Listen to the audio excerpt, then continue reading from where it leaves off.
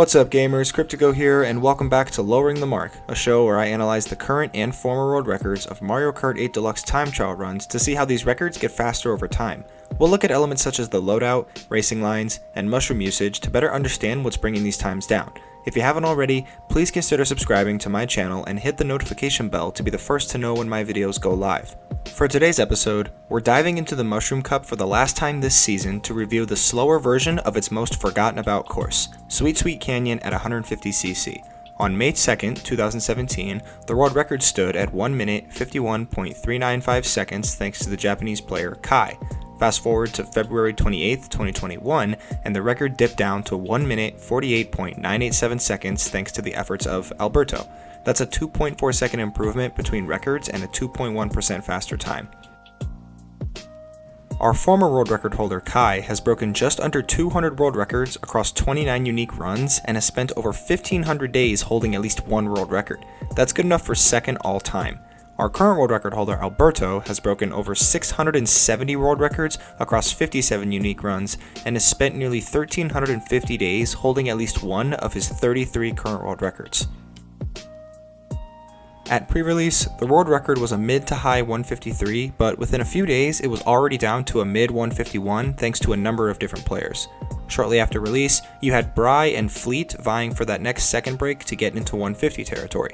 After that happened, a lot of players tried their hand at the course and sought any improvement with hopes of being the first one to go under 150. 25 world records later, Japanese player Ome Mona got that sub and brought the record down further for this 270-day world record. After that, English player Velocity went on a run, which ended with this 300-day world record. Then Wami and Braden stepped up with slightly faster times. After everyone else had their fun, Alberto showed up and didn't look back. He dropped 17 consecutive world records on his way down to yet another second break in February of 2021. In total, the record was broken 88 times by 22 different players. These loadouts look completely different, and some of their performance stats are inverted. Kai goes with the combo of Wario driving the W25 with the rollers and the parafoil glider. Alberto goes with the Baby Buggy Special, with Baby Daisy driving the Biddy Buggy with the Azure rollers and the Cloud glider. I wasn't lying, some of these stats are complete opposites of each other. Kai holds an obvious advantage in top speed, but he doesn't necessarily fall off as bad in those important stats. Sure, Alberto has the better acceleration, handling, grip, and mini turbo stats, but it's not like Kai has bad ratings in those same stats at the same time. Usually with the small versus heavy character loadouts, those important stats usually aren't as close together. This course is pretty simple, which is something you'd expect from a Mushroom Cup course. The splitting paths near the middle allow for players to switch it up with each lap, which may prove useful in the time trial. Let's take a closer look.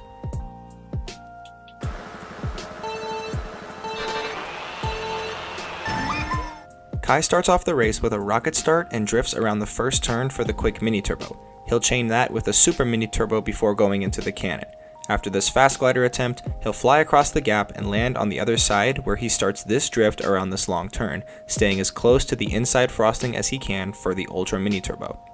Alberto also gets the rocket start, but immediately grabs this quick mini turbo before even taking the first turn. He'll actually grab a super mini turbo around both turns before heading onto the cannon. Once he lands on the other side, he too goes for the tight drift around the long turn, but stops at the super mini turbo before chaining another one in the back half of that turn. Once he comes out of it, he'll start another drift for a quick mini turbo in S2.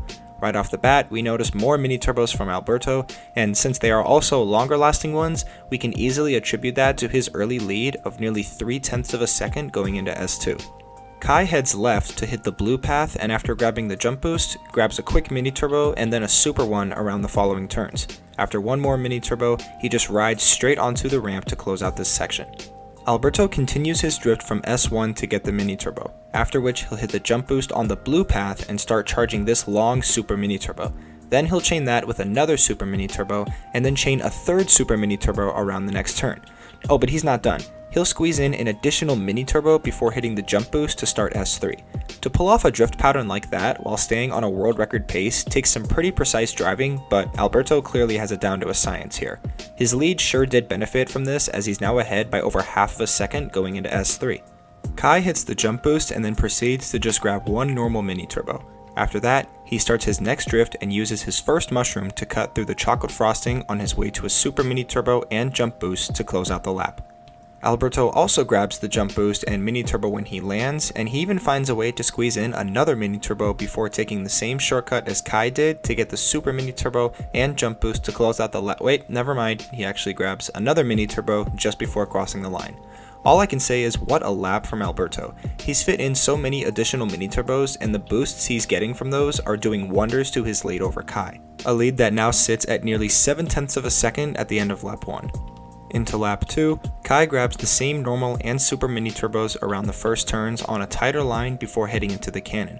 Once he lands on the other side, we again see a tight drift around this long turn, resulting in an ultra mini turbo before the end of the section. Alberto comes across the line and immediately grabs that quick first mini turbo before chaining that with 2 more super mini turbos around these turns before the glider. Once he lands on the other side, he'll grab the same 2 super mini turbos around this long turn to close out S1.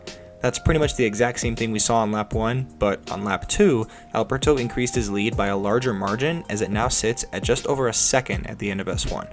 Going on the pink path this time, Kai hits the first jump boost of the lap and continues on a straight line up until these turns. He'll chain a normal, super, then another normal mini turbo together before reaching the end of the pink path. Alberto carries this drift up until the pink path and grabs the mini turbo before hitting the jump boost. After that, we see him charge up this prolonged super mini turbo around the first turn, then follow that up with 2 more super mini turbos before fitting in the extra mini turbo as he reaches the end of the path. We saw Alberto do this exact same thing on lap 1, but the way he had to drift was essentially inverted, so to see him do the opposite on a different path during the same run is a great reflection of his skill set. Such skills have earned him a lead of 1.1 seconds at the end of S2. Kai just finishes off the lap with this jump boost, quick mini turbo, and the same shortcut he pulled off on lap 1. After this last jump boost, he just rides across the finish line. Alberto hits the jump boost and somehow finds a way to yet again chain these 2 normal mini turbos together before using his second mushroom to make this shortcut. 1 jump boost later, he's on the ground already charging up his next mini turbo he'll get as soon as he crosses the finish line. You definitely didn't see it, but this is another example of where Alberto increased his lead by a larger margin between the start and end of S3.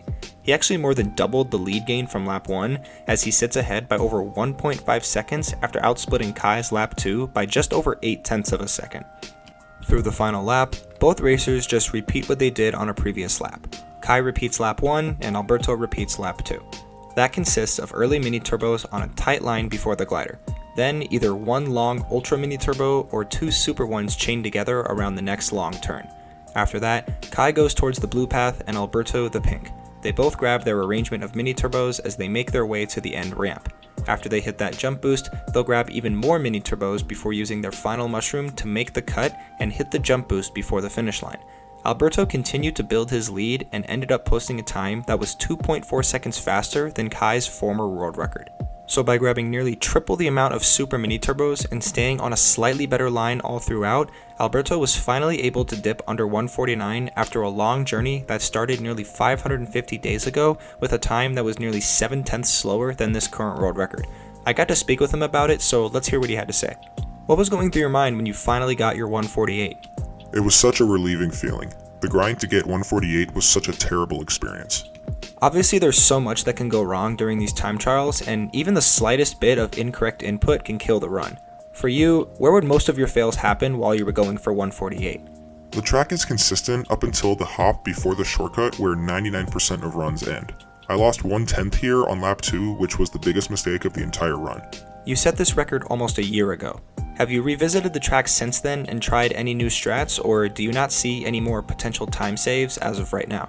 I haven't played the track much at all after getting 148, but I don't think there will be new strats apart from Motion Glider, which might save a few milliseconds, but I doubt it's worth implementing without a tool-assisted speedrun.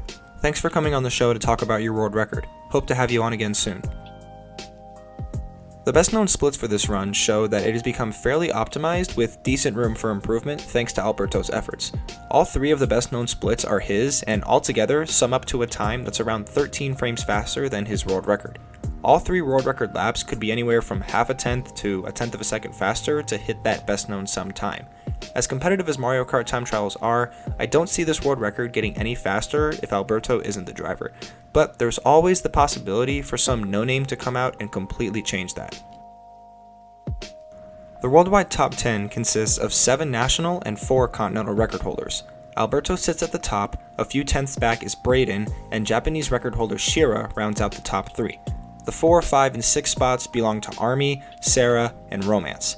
The bottom 4 of this leaderboard are separated by less than 9/100ths of a second and include players such as Pi, Panda, Vino, and Rise. Since Alberto has been the only person to put up a 148 on this course, and the fact that this record has stood tall for nearly a year, I would guess that nobody is going to touch this record anytime soon. Or I'm 100% wrong and Army will break it as soon as this video goes live. Watch, I guarantee that's going to happen, but who's to say, really? That's all for episode 63. Hope you found it interesting. If you enjoyed this video, like and share it with your friends and comment on which course you'd like me to analyze next. Don't forget to subscribe and I'll see you guys in the next one.